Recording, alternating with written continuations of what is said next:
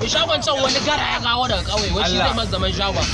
Ai jiya na takar da shi na gaya ma. Ko irin ƴan ƙasan da wani ɗin nan ne. Kai ko da yanzu ba, ko mu sai ka gani yana takar da shi. Ba wani abu. Sannan ku da zuwa me za a ku ne?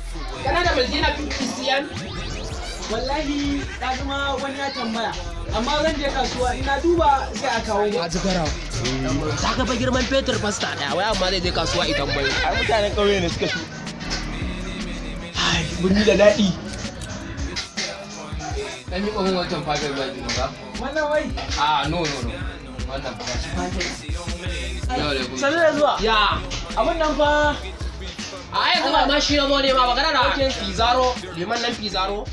Wallahi ina asarar cinikin ka mai gida kuma baya son irin wannan gobe za a to da su Allah ya gaba daya. Wallahi wannan yana da mutunci ya mana ciniki a shagon nan.